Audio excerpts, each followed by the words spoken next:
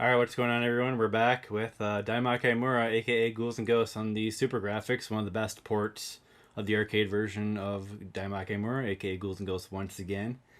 Of course, Daimakaimura literally translates to Great Demon Village. And I'll be here co-commentated by Chubbis, world record holder of the Mega Drive version of the game and just a fan of the game in general, so it'll be my pleasure to have him here.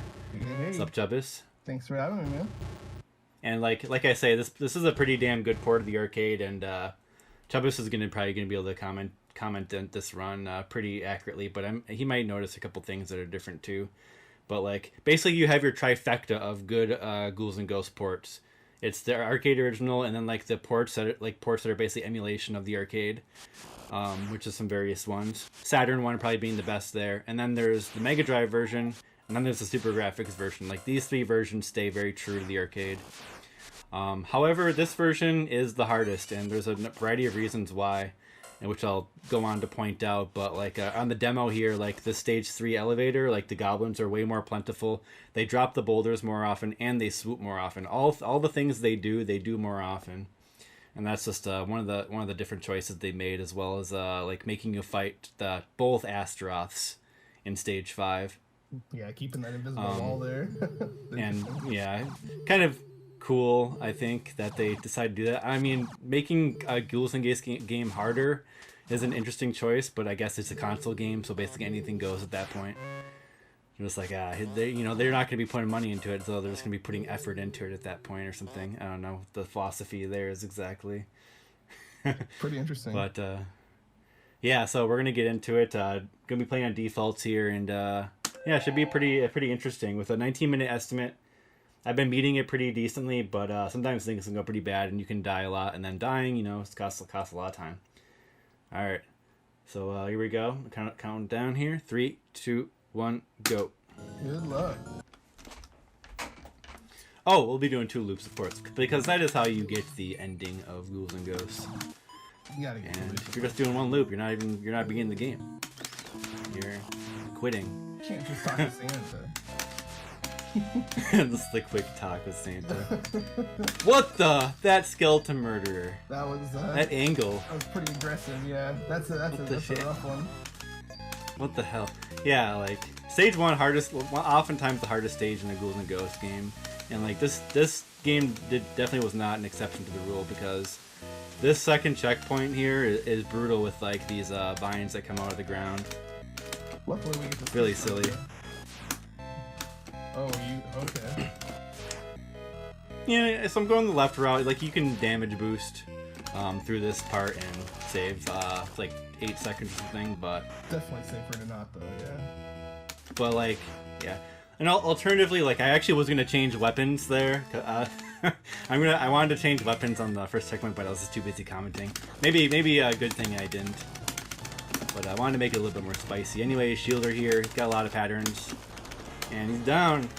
Shielder down, everyone. Way more similar to the arcade version than the Mega Drive version. The Mega Drive version is probably the easiest by far for Shielder. Yeah, like between the 3 versions, like the geometry between like the bosses and the stages is like slightly different, and like Shielder seems like he's kind of like oversized or something in the Mega Drive. I'm not really sure how exactly to explain it, but for some reason I think he's a little bit easier. I think his patterns might be simpler or something. Definitely. You can also get free hits at the start a little bit more on the Mega Drive version.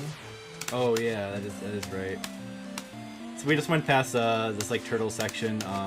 There's turtles there, and they're really random how they bounce around. Oh. Anyway, we got through there without taking a hit. It's always good because there's just situations where you're just gonna take a hit on that turtle section, and not much you can do. Would you say without losing a lot of time? Would you say the RNG is similar to arcade for the turtle? Yeah, I think so. Like okay. It's usually pretty unpredictable. Of course, it has its like set certain patterns.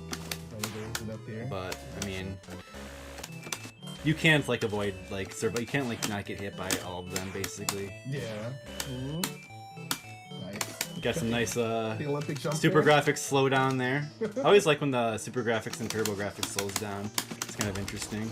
Because like it doesn't slow down a lot, like a variety of games I've tried. Just like do not slow down that much. And if I remember correctly, in this version, Cerberus is the only the completely deterministic boss, right? Because Gasudo is somewhat random. Is that correct? Yeah, they made the boss of this stage, the Cloud, more random. In the other versions, it's completely deterministic. You can, as long as you approach it consistently, you'll always get the same kind of outcome. But in this version, you gotta stay on your toes. At least for the second part, like it looks like he kind of dips down and then kind of does what he wants. Yeah, So, which is good because like it's like super easy once you just have that position exactly ready to go in the arcade and the other versions. But in this one, you got to be ready with a few different results of the RNG. So we're looking for the dagger here. Not getting too much luck, unfortunately. Yeah, I skipped a chest there in accident. Yeah. It's looks okay, like I the can chest get trick is different on one. that first one. That's kind of interesting. I didn't notice that the first time I watched it. Yeah, I mean, Lance, you can keep the Lance. It's all good.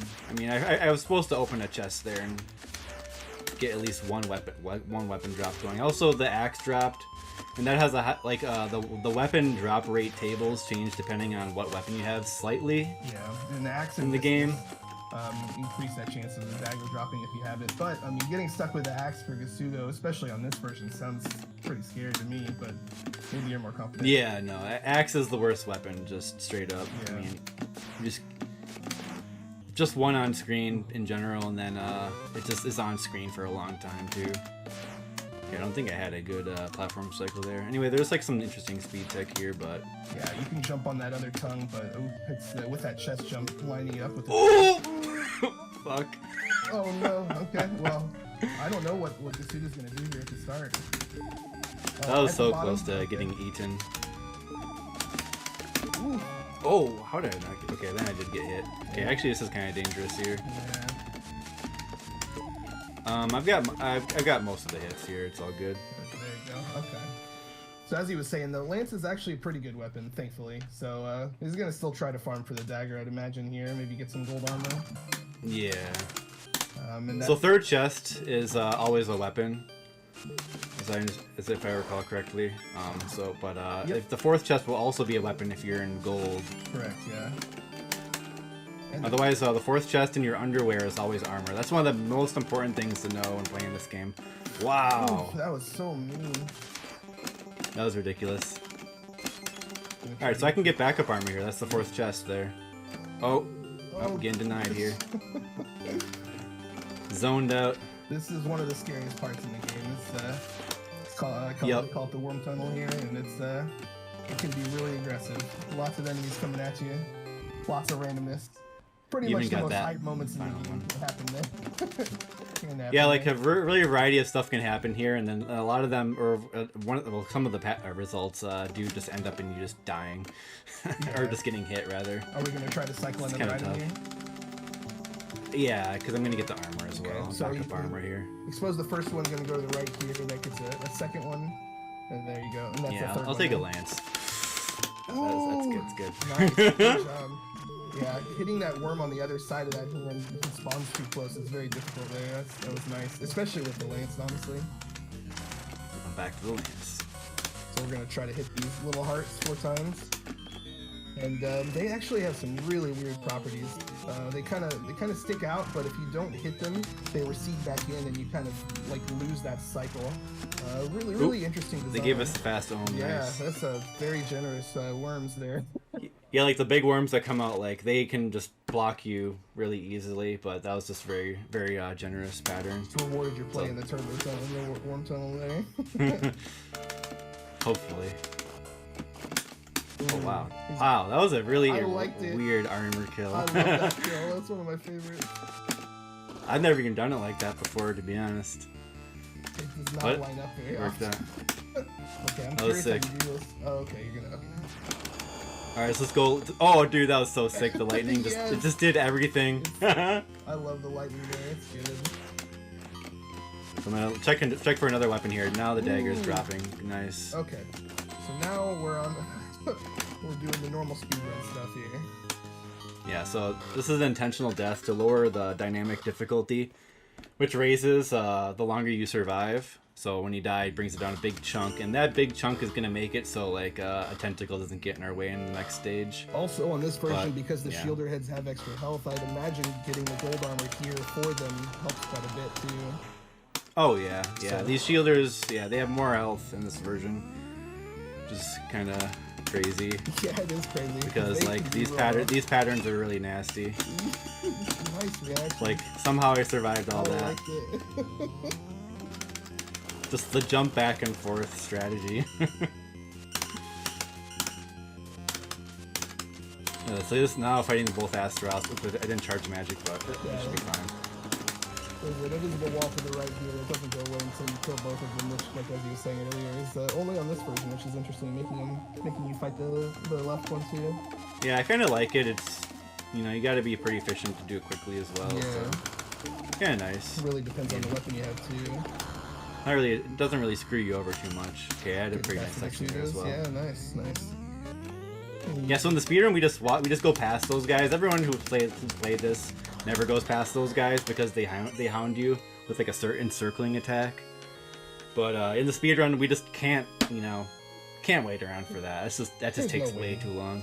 It takes way too long, and like you can kind of go up that section and like they're gonna leave you alone for the most part, but occasionally they will circle around you at the top, and you gotta do some like acrobatics and exciting stuff happens. Yeah, it really depends how quickly you get through that next section with the ladder and the shielder head too. That makes a big difference. Like how often they get involved. And I'm assuming they That's can right. also follow you into the boss room like the arcade mode, right?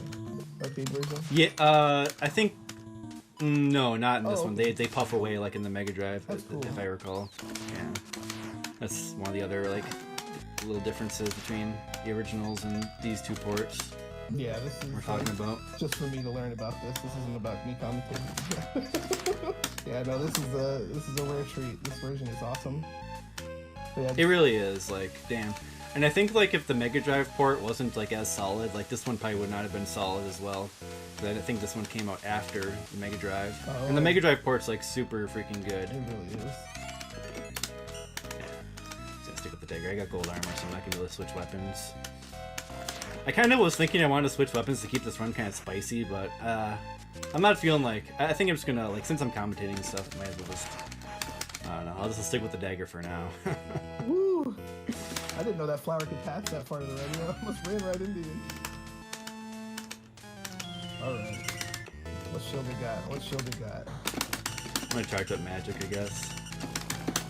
And the other Arthur is not firing the right way. I love that. Classic. Yeah, his input copying is on a delay, and so if you just happen to get him to face left accidentally, he'll lock into facing that direction. And it's a little frustrating. It looks funny though. See what the turtle's got here. Ooh. Oh yeah, I just got nailed by one. More important. Like that's what we're talking about. Like I couldn't, like I don't know, maybe if I got better I could read that pattern, but Yeah, that's a tough one. I don't know.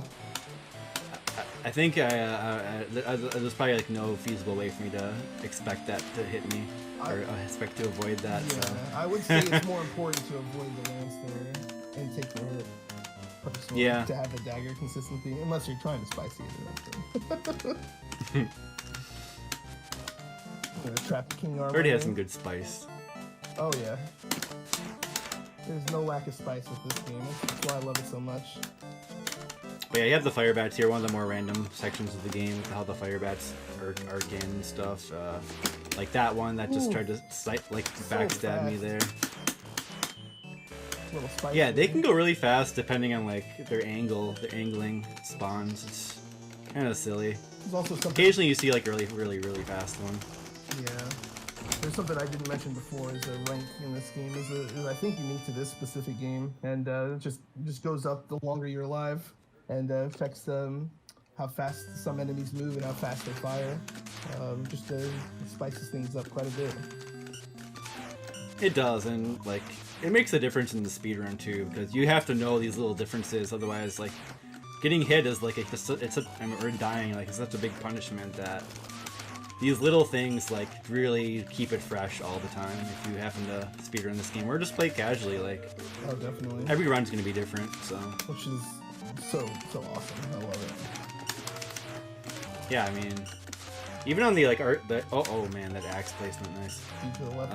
Might be. Oh, I'm not gonna do the thing the phasing thing. I haven't even tried doing that. So I just found out you can actually go through like the left side of the wall there in the Mega Drive version at least. Just by standing in a certain place. Yeah. Oh, arcade version 2. Okay, it's probably in this one. You actually jump. It's basically you duck below where the ceiling would crush you, and you jump up into it, and it zips you upward. It's pretty interesting. Yeah. Not entirely useful, but if you. It could have been useful. Like that's what it's useful for, is when a weapon gets in that choke point. I got a little sloppy with attacking stuff. It wasn't a complete. Like in general, you want to avoid that. But. Yeah. But yeah, this version, there's so many of them. It is quite crazy to watch. Again, like these are random spawns here. The flies. They can really kind of similar to the fire bats. Oh man, the axe is back. It's like the worst boss to have the axe for too, pretty much. So I'm not gonna bother trying to change. I'm just gonna go with it. I know how to use all the weapons, so like this is just gonna take a bit longer. Then I'll switch to whatever the game gives me later. But I could die here because of the erratic pattern of this. Because of the erratic pattern of this boss in this version. Like it's really not giving me much right now.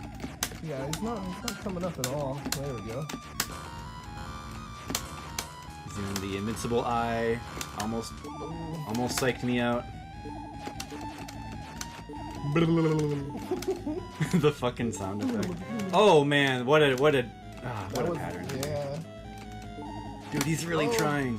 We got a couple more hits. Okay, there we go. Okay. Nice. Like, damn, that Kasuto is active. It's so crazy. Man, that was crazy. So are you gonna try to get Psycho Cannon, or what are you gonna do here? Yeah, not Psycho Cannon. Yeah. It's good that you mentioned that.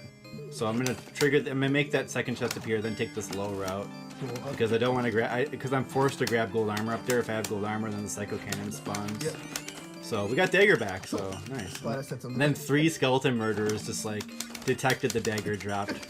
They were trying to like send in reinforcements. Nice. Nope, denied. Yeah. Holy shit! Under the shit. This is what I'm talking about. Go! Get under the shit. Oh man, I love this. That's some classic ghouls and ghosts right there. So good. That's one of the games. That's when it really shows like how exciting it gets, because you kind of like you're trying to react to all that crap going on. My favorite level by far, for sure. So I handled that pretty well. Yeah, I'd say so. Probably only a veteran would be able to handle it like that. Yep. This game really. Because I generally know like a lot of the shit they're gonna do. Yeah. And like I know you can duck under those. I know you can like where you can jump and all that stuff. Because the ceiling will screw you over in that section. Like there's a lot of traps in the ceiling, and in fact they lowered the ceiling on the really? final section. So when you're doing like the jumps to save some time, you can get punished if you don't do it in just the exact right spot. That's good to know. Which I thought was kind of cheeky. Anyway, they gave me a decent pattern here. Basically, the strategy in this is like take up the middle, then the left, and then you want to get to the right, and then take this position here, where you can't be hit by the big worms. So it's a really nice strategy. You can't be screwed by the cycle though. You get hit one hit, and then it clinks against something else, and we're seated, but still safe, and that's what matters, getting through it. So. And this level's gonna vary here because we're gonna want to get the Psycho Cannon, so we're gonna get the gold armor. Ooh, that made no sense. Clink? Yeah, that was weird. Hitboxes, please. Yeah, that was nuts. So I now, well, you know what? I could take a death, but I don't know. That's your call. I'm not gonna do it now. I'm just gonna fight the armor to get my armor back and try to get to the checkpoint. Yeah, that's probably the best action here.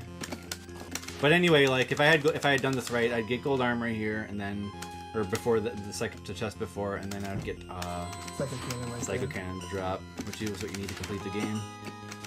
Ooh. But instead, I'm just gonna have to get armor back and then take another death up here, and then hopefully I'm gonna be able to get past the shielders without gold armor, Psycho Cannon, gold armor, because gold armor, Psycho Cannon destroys projectiles. That's like its magic. It also like it doesn't goes have a for chargeable magic. Yeah. Before it starts degrading in damage, it's a proximity-based weapon. So that Yeah, could make a big difference too. And they made it do that in Super Rules as well. Oh yeah. That was close. Okay, this is wow. I think I killed him right before that was gonna hit me. Because these shielders, the first one and these ones, when you destroy them, the fireballs that they shoot become inactive. Yep. Just for so that's why I was able to avoid that last hit. So that was pretty lucky because that was like very close. I was frames with him getting hit, and that would have really sucked. Because again, like you have to try it again, and it's like a really tough part. Like it's probably one of the toughest parts of the game, honestly, is the mini shielder refight, especially in this version when they have more health. Oh, for sure, yeah, that's tough. Wow, that mini shielder just wanted to eat it. Yeah, he did. Okay, the spawns are favorable. Get another one up, and then on the last boss, take it safe. Or not last boss, but the penultimate boss. Oh, so close to a one cycle. It's kind of like doing the back and forth weird pattern there. Yeah. Should be able to get it pretty. Yeah, there you go. Alright, that's fine, it's fine. Then Oh man, this has been a cool run. Yeah, it's been a cool run. Anyway, hoping for Lucifer to raise a left knee here. That's the fastest. Or you want to raise it later, but that was too early. That was actually an early raise, I know, you want the which is actually not that good. But anyway, 19 minutes on the dot. That's the estimate. Perfect run. The perfect estimate. The perfect run. The perfect end to the first day of fucking TurboGrafx marathon. Because the estimate was perfect. That's funny. Right on the money. Good run, man. Perfect, man. Perfect. When you live, it's like in The Price is Right, when they're like doing the bidding at the end and like they guessed it like really close.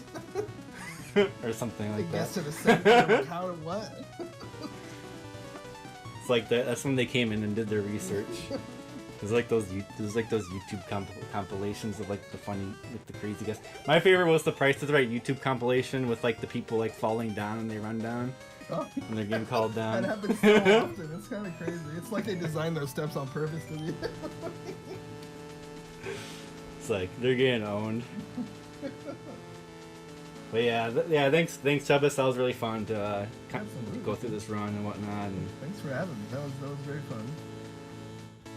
It's a great game, one of the greatest games out there. So yeah, if you have a Super Graphics or you have any interest in TurboGrafx, which you probably do because you're here, you gotta play this version of the game. One of the best versions of the game, and just one of the best games ever. I stand by that. It's so good. I am so good. It really is. Like it just Professor F is Tokaru Fujiwara, and like he had a pretty big hand in like gaming, like in general. Like he was the producer and director of like the original Mega Man games. It's like he went from like the Ghosts and Goblins series, and he did like some arcade classics, like the Speed Rumbler and Trojan Arcade, and Commando, and like man. Wow, and the dude's philosophy, like his main philosophy is like he wants to make the perfect game to him as one that you can always go back and play, and like it's always like somewhat fresh and something crazy is gonna happen. Exactly. And like that's what Ghouls and Ghosts is like, and that's what a lot of his games are like. It's so good because pretty sweet. Most RNG is not designed very well, and it's just you have to wait for something. But most of the RNG in this game is if you can react to it well enough, it doesn't lose you any time, and it looks pretty awesome doing it too. So keeps it exciting. Very much so.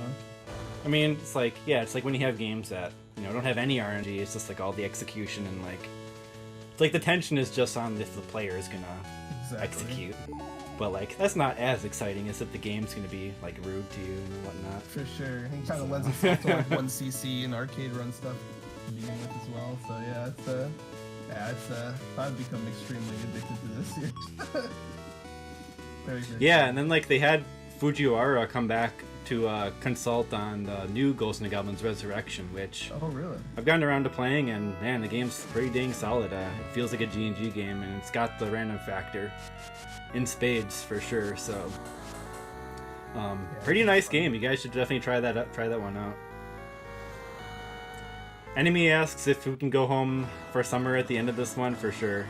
So the game has secret credits, which is accessed by holding up button 2 and button 1 on the screen where Arthur is doing the lightning. Is coming right up. Is this only and this credit? It's on a few different versions. It's on the original arcade. Oh, I didn't know that. Not on the Mega Drive though, and then it's on some of the emulated ports as well, including like the Capcom Generations version. Oh, okay. So here it is. I did it on that screen. You hold those buttons in that action. They give you the original credits here. It's like an 8-person team. That's cool. Or so, and then they're also going to give the credits for the Super Graphics version. It's really neat. They show you like what the programmers did before. F1 Dream is a little it's like a nice racing game. Then Tiger Road is actually, it's basically proto Ghouls and Ghosts. If anyone hasn't checked out that game, Yeah, it's very really similar. interesting.